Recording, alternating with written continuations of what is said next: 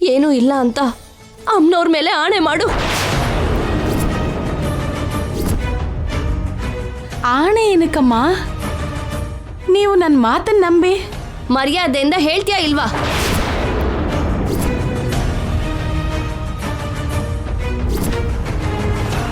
ಹೇಳ್ತೀನಮ್ಮ. ಹೇಳ್ದೆ ನಿಮ್ಮಿಂದ ತಪ್ಪಿಸ್ಕೊಳಕ್ಕಾಗಲ್ಲ ಅಂತ ನಂಗೆ ಅರ್ಥ ಆಗ್ತಿದೆ.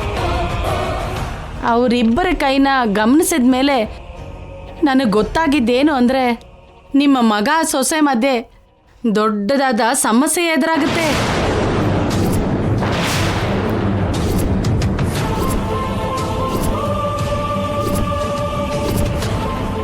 ನಿಮ್ಮ ಕುಟುಂಬದೊಳಗೆ ಅನ್ಕೊಳ್ದಿರೋ ವಿಪತ್ತೇನೋ ಪ್ರವೇಶಿಸುತ್ತೆ ಅಂತ ನನ್ನ ಊಹೆಗನ್ನಿಸ್ತು. ಏನು ಆ ಸಮಸ್ಯೆ, ಏನು ಆ ವಿಪತ್ತು? ಅದನ್ನು ನಾನು ಸ್ಪಷ್ಟವಾಗಿ ಹೇಳೋಕ್ಕಾಗಲ್ಲಮ್ಮ.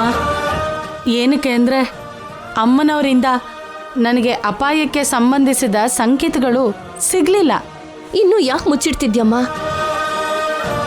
ಅದೇನು ಅಂತ ಹೇಳು. ಆ ಅಪಾಯ ಬರ್ದಿರೋ ಹಾಗೆ ನನ್ನ ಪ್ರಾಣನ ಅಡ್ಡ ಇಡ್ತೀನಿ. ಅದೇನೋ ನನಗೂ ಗೊತ್ತಿಲ್ಲಮ್ಮ.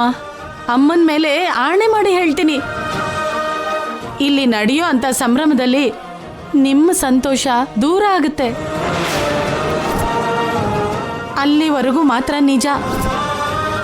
ಅದನ್ನು ಮೀರಿ ನನಗೇನು ಗೊತ್ತಿಲ್ಲ.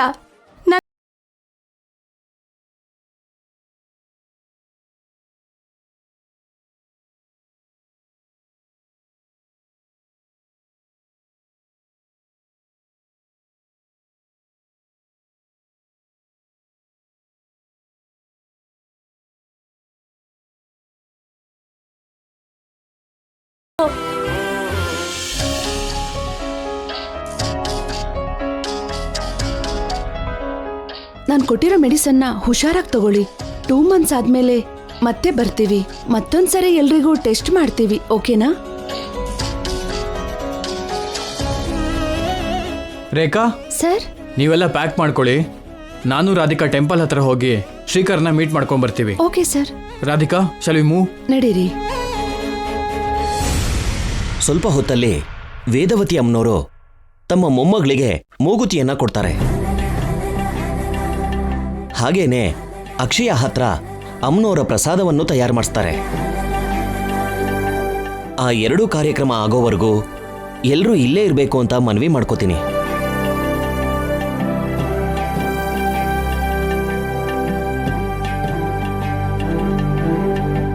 ನಿಮ್ಮ ಮಗ ಸೊಸೆ ಮಧ್ಯೆ ದೊಡ್ಡ ಆಘಾತನೇ ಆಗುತ್ತೆ.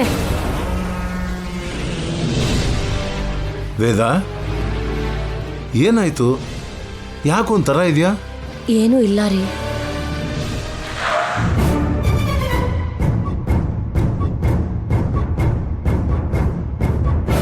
ಮೂಗುತಿ ಕೊಡೋ ಕಾರ್ಯಕ್ರಮ ಶುರು ಮಾಡೋಣವಾ ಅತ್ತೆ? ಸರಿನಮ್ಮ.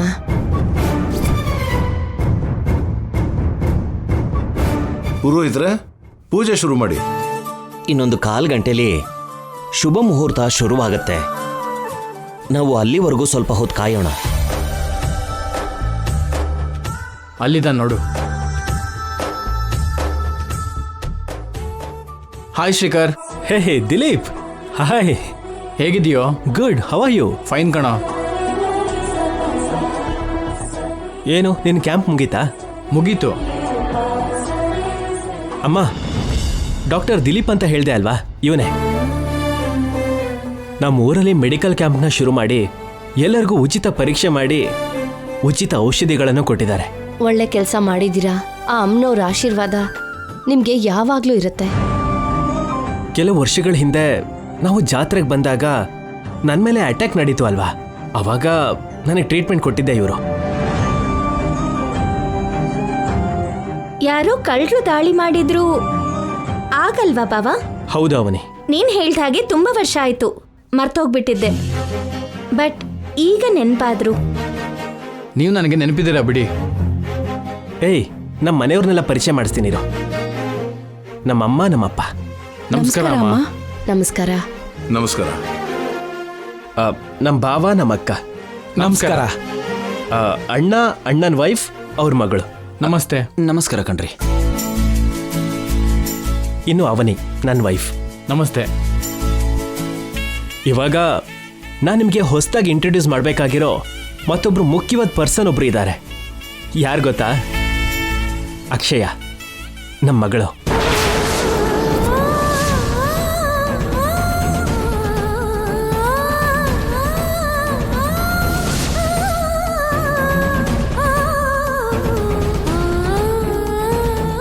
ಮಗಳ? ಹೌದು ಕಣ, ಹುಡ್ತಿದ್ದ ಹಾಗೆ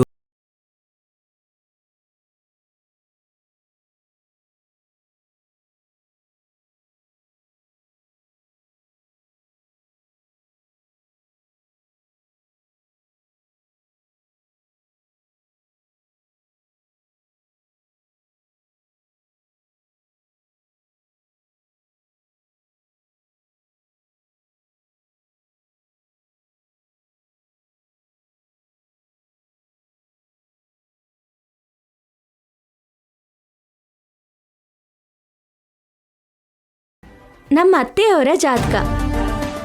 ಸಾಕ್ಷಾತ್ ಅಮ್ಮನವರ ಅಂಶ. ಲೇ, ಬಂಗಾರದಂತ ಮಗಳು ಹುಟ್ಟಿದಾಳೆ. ಇನ್ನು ನಮ್ಮ ಊರಿನ ಆಚಾರನ ಮುಂದೆ ನಡ್ಸ್ಕೊಂಡು ಹೋಗೋದು ನಮ್ಮ ಅಕ್ಷಯಮ್ಮನೇ. ಹೌದು ರೀ, ನಮ್ಮ ಊರಿಗೆ ದೇವತೆ ಆಗೋಗಿದ್ದಾಳೆ. ಇವತ್ತಿಲ್ಲಿ ನಮ್ಮ ಮೊಮ್ಮಗಳಿಗೆ ನಮ್ಮ ಆಚಾರದಲ್ಲಿ ಅಂಗವಾಗಿರೋ ಮೂಗುತಿನ ಕೊಡ್ತಾ ಇದ್ದೀವಿ. ಅದಕ್ಕೆ ಈ ಕಾರ್ಯಕ್ರಮನ ಇಟ್ಕೊಂಡಿರೋದು. ಅದಲ್ಲ ರೀ. ದಿಲೀಪ್, ನಿನ್ ಹತ್ರ ಸ್ವಲ್ಪ ಮಾತಾಡ್ಬೇಕು. ನನ್ ಜೊತೆ ಬರ್ತೀಯಾ? 1 ನಿಮಿಷ ಬಂದ್ವಿ. 1 ನಿಮಿಷ ಆಗ್ಲಿ.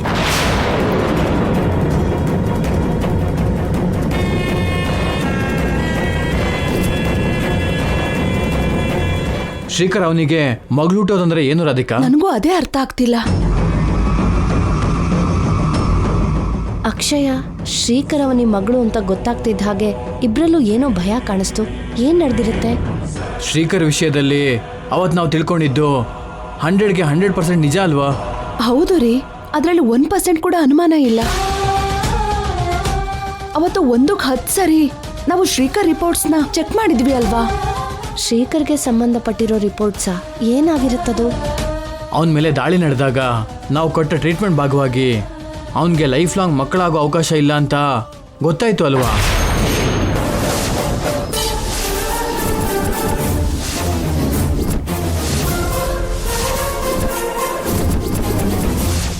ಶ್ರೀಕರಿಂದ ಅವನೇ ಪ್ರೆಗ್ನೆಂಟ್ ಆಗೋ ಅವಕಾಶ ಇಲ್ಲ ಅಂತಾನೂ ಗೊತ್ತಾಯ್ತು.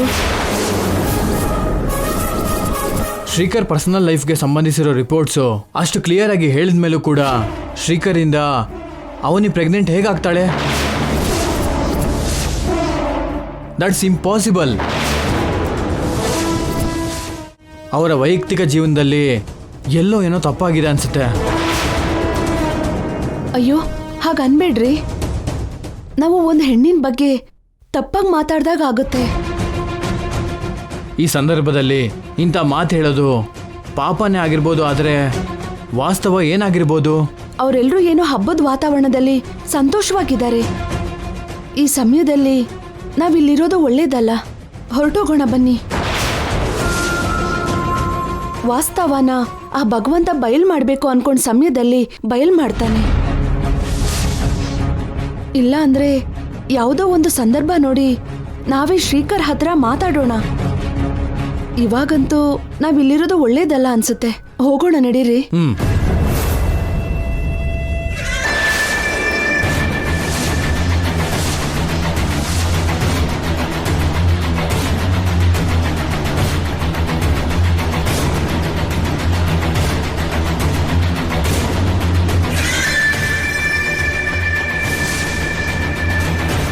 ಏನ್ ಮೇಡಮ್ ಇಲ್ಲಿಗೆ ಬಂದ್ರಿ? ಏನೋ ಪರ್ಸ್ನಲ್ ಅಂತ ಮಾತಾಡ್ಕೊಳ್ಳೋಣ ಅಂತ ಬಂದ್ವಿ. ನನ್ನ ಮಗನ ಬಗ್ಗೆ, ನನ್ನ ವಾರಸ್ದಾರಳ ಬಗ್ಗೆ ನೀವು ಮಾತಾಡ್ಕೊಂಡಿದ್ದನ್ನೆಲ್ಲ ಕೇಳಿಸ್ಕೊಂಡು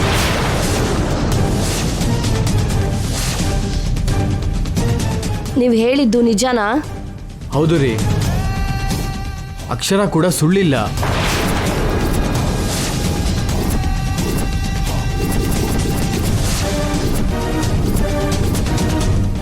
ಶ್ರೀಕರ್ ಮೇಲೆ ಅಟ್ಯಾಕ್ ಆಗಿದ್ದ ದಿನ ಎಲ್ಲ ಟೆಸ್ಟ್ನು ಮಾಡಬೇಕಾಗಿ ಬಂತು. ಮಕ್ಕಳನ್ನ ಹೆರೋ ಅದೃಷ್ಟ ಶ್ರೀಕರ್ಗೆ ಇಲ್ಲ ಅಂತ ರಿಪೋರ್ಟ್ಸ್ ತುಂಬ ಸ್ಪಷ್ಟವಾಗಿ ಹೇಳ್ತಮ್ಮ. ಅಷ್ಟು ದೊಡ್ಡ ನೋವಿನ ನ್ಯೂಸ್ನ ಅವತ್ತೇ ಹೇಳಿದರೆ ಇಬ್ರು ಬೇಜಾರು ಮಾಡ್ಕೋತಾರೆ ಅಂತ ಹೇಳಿಲ್ಲ ಅಮ್ಮ.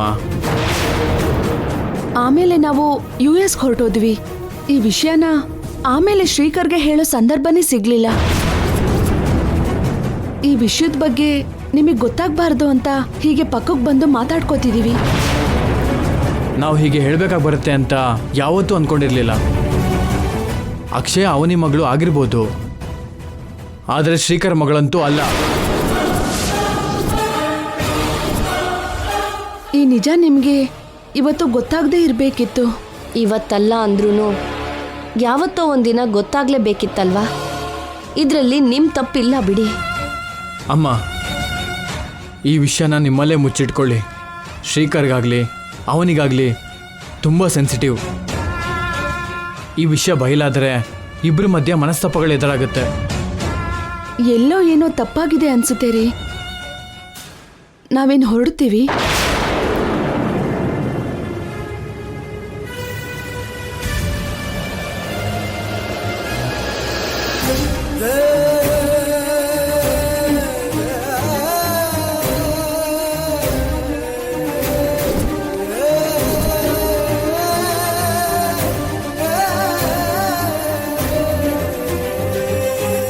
ನಿಮ್ ಕೈಯಲ್ಲಿ ಇಡ್ತಾ ಇದ್ದೀನಿ.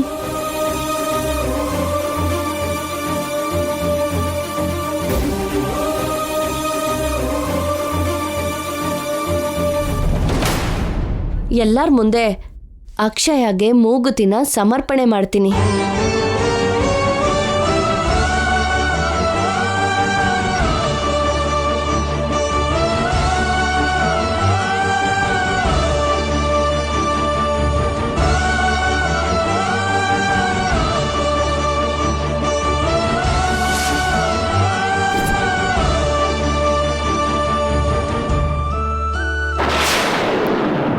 ನಾನು ಕೇಳಿದ್ದು ನೋಡಿದ್ದು ನಿಜನೇನ ತಾಯಿ? ಆ ಅಕ್ಷಯ ನನ್ನ ಮಗನಿಗೆ ಹುಟ್ಟಿಲ್ವಾ? ಅವನಿಗೆ ಮಾತ್ರನೇ ಹುಟ್ಟಿದಳ? ಗಂಡ ಹೆಂಡತಿ ಮಧ್ಯ ಇಷ್ಟು ದೊಡ್ಡ ತಪ್ಪು ಹೇಗ್ ನಡೆಯುತ್ತೆ? ಅಕ್ಷಯ ಅದು ನನ್ನ ಜಾತಕ ಅನ್ಕೊಂಡಿದ್ದೆ, ನಿನ್ನ ಅಂಶ ಅನ್ಕೊಂಡಿದ್ದೆ. ಹಾಗಲ್ಲ ಅಂದ್ಮೇಲೆ ನನ್ನ ಮನೆಯೊಳಗಡೆ ಹೇಗ್ ಕಳಿಸ್ದೆ? ನನ್ನ ಮೊಮ್ಮಗಳನ್ನಾಗಿ ಯಾಕೆ ಮಾಡ್ದೆ? ಊರಿನ ಜನರ ಮುಂದೆ ತುಂಬಾ ದೊಡ್ಡದಾಗಿ ಹೇಳ್ಕೊಂಡಲ್ಲ. ಇವಾಗ ನಾನು ಏನ್ ಮಾಡ್ಬೇಕು?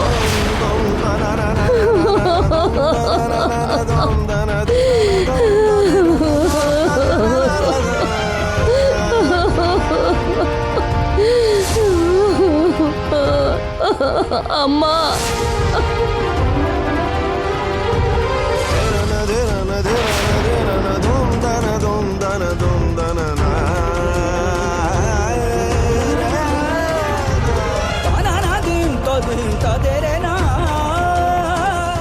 ಅಕ್ಷಯ್ ಅಮ್ಮನಿಗೆ ಮೂಗುತಿನ ಕೊಡಬೇಕಾಗಿರೋ ಮುಹೂರ್ತದ ಸಮಯ ಇದು.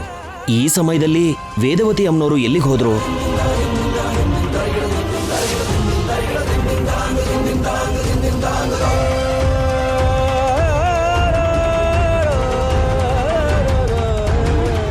ಅಲ್ಲಿ ನೋಡಿ, ನಮ್ ವೇದ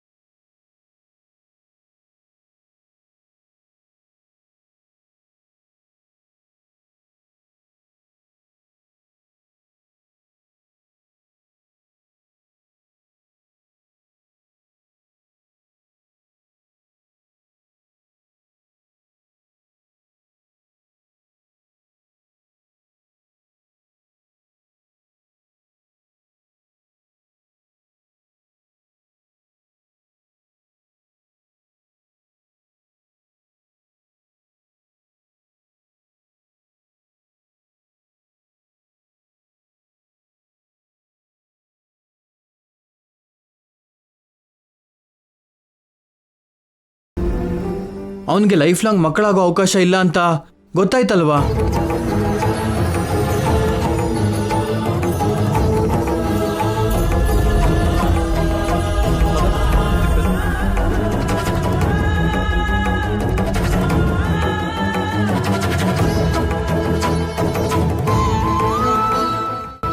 ಅಮ್ಮ, ಅಮ್ಮನೋರ ಆಶೀರ್ವಾದ ಇರೋ ಈ ಮೂಗುತಿನ ನೀವೇ ನಿಮ್ಮ ಕೈಯಾರೆ ಅಕ್ಷಯಮ್ಮನಿಗೆ ಹಾಕಿ.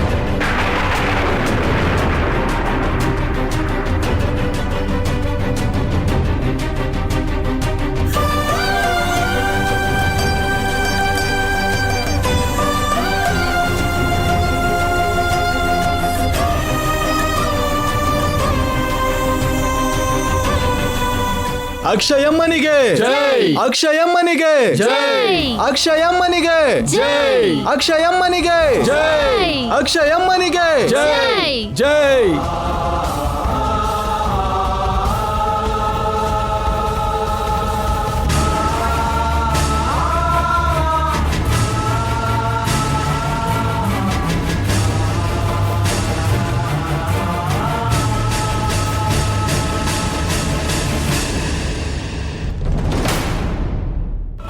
ಅಮ್ಮನವರ ತಾಯಿಗೆ ಪಟ್ಟಾಭಿಷೇಕ ನಡೀತಾ ಇದೆ. ಇನ್ಯಾರು ತಡಿಯಕ್ಕಾಗಲ್ಲ, ಯಾರು ತಡಿಯಕ್ಕಾಗಲ್ಲ, ಯಾವ ಗಂಡಾಂತರ ಬಂದ್ರೂ ತಡಿಯಕ್ಕಾಗಲ್ಲ. ಆ ಕಣಿಯೋಳು ಹೇಳಿದ್ದಲ್ಲ ಸುಳ್ಳೇನಾ? ನಾವು ತೃಪ್ತಿ ಪಡೋದು ಅಂದ್ರೆ ಮೂಗುತ್ತಿ ಅಕ್ಷಂಗ್ ಸಿಗದೆ ಇರೋ ಹಾಗೆ ಆಗೋದು ಅನ್ಕೊಂಡಿದ್ದೆ. ಆದ್ರೆ ಅವಳಿಗದ್ ಸಿಕ್ಬಿಡುತ್ತೆ ಅನ್ಸುತ್ತೆ. ನೀನು ನನ್ನ ಮಗನಿಗೆ ಹುಟ್ಟಿದವಳು ಅಂತ ಅನ್ಕೊಂಡಿದ್ದೆ, ನನ್ನ ವಾರಸ್ದಾರಳು ಅನ್ಕೊಂಡಿದ್ದೆ, ನಮ್ಮ ವಂಶದ ರಕ್ತ ಅನ್ಕೊಂಡಿದ್ದೆ. ಆದ್ರೆ ನನ್ನ ಮಗನಿಗೆ ಮಕ್ಕಳಾಗೋ ಯೋಗನೇ ಇಲ್ಲದೆ ಇರುವಾಗ ಅವ್ರಿಗೆ ಮಗಳು ಹೇಗಾದೆ? ಹಾಗಂತ ಅವನಿನ ಅಷ್ಟು ಬೇಗ ಅನುಮಾನ ಪಡಕ್ಕೂ ಆಗುದಿಲ್ಲ. ಸತ್ಯ ಏನು ಅಂತ ಗೊತ್ತಾಗೋವರೆಗೂ ನಾನು ನಿನಗೆ ಈ ಮೂಗುತಿನ ಕೊಡೋದಿಲ್ಲ.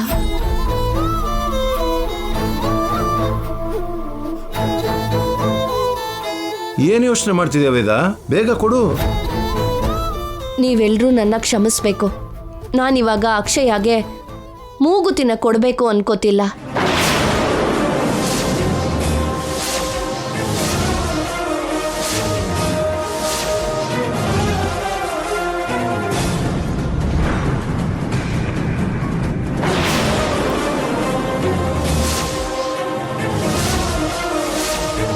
ಅಕ್ಷಯ ಹತ್ರ ಪ್ರಸಾದ ಮಾಡಿಸ್ಬೇಕು ಅಂತನೂ ಅನ್ಕೋತಿಲ್ಲ.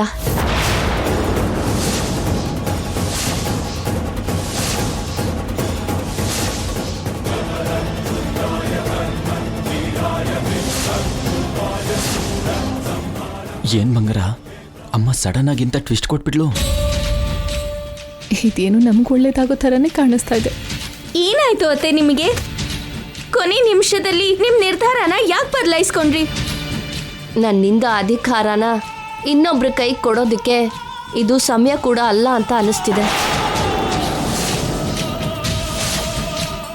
ಅಮ್ಮನವರಿಗೆ ಪೂಜೆ ನಡೀತು, ಅನ್ಕೊಂಡಿರೋ ಮುಹೂರ್ತ ಬಂದಿದೆ. ಇನ್ನೇನ್ ಬೇಕಮ್ಮ? ಮೂಗುತ್ತಿನ ನಮ್ಮ ಮಗಳು ಕೊಡಿ ಅಂತ ನಾವು ಕೇಳಿದ್ವಾ? ನೀವೇ ಅಲ್ವಾ ಹೇಳಿದ್ದು? ಇಷ್ಟು ಏರ್ಪಾಡು ಮಾಡಕ್ ಮುಂಚೆ, ಇಷ್ಟು ಜನರನ್ನ ಕರೆಯೋದಕ್ ಮುಂಚೆ ನೀವು ನಿರ್ಧಾರ ತಗೋಬೇಕು. ಇವಾಗಿದು ಎಷ್ಟು ಅವಮಾನ ಅತ್ತೆ. ಆದ್ರೂ ಸರಿ, ಅದು ತಪ್ಪಲ್ಲ ಅವನಿ. ಇಷ್ಟೊತ್ತು ತನಕ ಚೆನ್ನಾಗೇ ಇದ್ದಲ್ಲ ವೇದ, ಅಷ್ಟ್ರೊಳಗೆ ಏನಾಗೋ?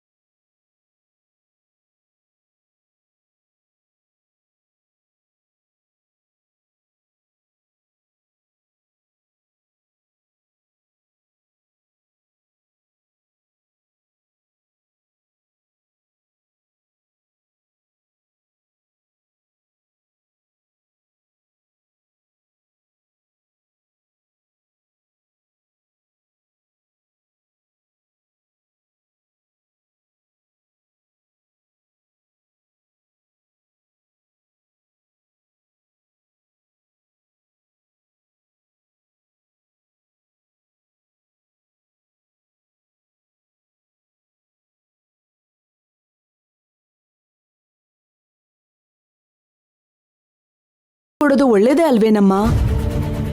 ಎಷ್ಟೋ ವರ್ಷಗಳಿಂದ ಈ ಕಾರ್ಯಕ್ಕೋಸ್ಕರನೇ ಕಾಯ್ತಿದ್ವಿ. ನಮ್ಮ ಆಸೆನ ನಿರಾಸೆ ಮಾಡ್ದಾಗಾಯ್ತು. ಅಕ್ಷಯ್ ಅದು ಕೂಡ ನಿಮ್ಮ ಜಾತಕನೇ, ನಿಮ್ಮ ವಾರಸ್ದಾರಳು. ಇನ್ನೇನ್ ಬೇಕಮ್ಮ? ಇಷ್ಟು ಒಳ್ಳೆ ಮುಹೂರ್ತನ ನೀವು ಕೈ ಬಿಡಬೇಡಿ. ದಯವಿಟ್ಟು ಯಾರು ಅಜ್ಜಿಗೆ ತೊಂದರೆ ಕೊಡಬೇಡಿ. ಲೋಕಕ್ಕೆ ಆ ಅಮ್ಮನವ್ರು ಹೇಗೋ, ನಮ್ಮೆಲ್ರಿಗೂ ಅಜ್ಜಿ ಕೂಡ ಹಾಗೆ. ಏನೇ ಯೋಚನೆ ಮಾಡಿದ್ರು 100 ಸತಿ ಯೋಚನೆ ಮಾಡ್ತಾರೆ. ಇನ್ ವಾದ ಮಾಡೋದ್ ಬೇಡ, ಎಲ್ಲರೂ ಹೊರಡೋಣ. ಅದಲ್ಲಮ್ಮ. ಬಾವಾ, ಬೇಡ. ಅತ್ತೆ ಇಷ್ಟು ಬಲವಾಗಿ ನಿರ್ಧಾರನ ತಗೊಂಡಾದ್ಮೇಲೆ ಇನ್ನು ಅವ್ರ ಮನ್ಸನ್ನ ಬದಲಾಯಿಸೋಕ್ಕಾಗಲ್ಲ. ನಮ್ಮ ಮಗಳಿಗೆ ಗೌರವ ಸಿಗ್ಬೇಕು ಅಂತ ಅನ್ಕೊಂಡ್ವಿ. ಆ ಗೌರವ, ಅಭಿಮಾನ ಜನರಿಂದ ಸಿಕ್ತು. ಅಷ್ಟಕ್ಕೆ ಸಾಕು ಅನ್ಕೊಳ್ಳೋಣ. ನಮಗೆ ನಮ್ಮ ಮಗಳು ನಮ್ಮ ಜೊತೆ ಇದ್ರೆ ಸಾಕು. ನಮಗೆ ಯಾವ ಆಡಂಬರನೂ ಬೇಡ, ಮೂಗುತ್ತಿನೂ ಬೇಡ. ನಡೀರಿ ಹೋಗೋಣ.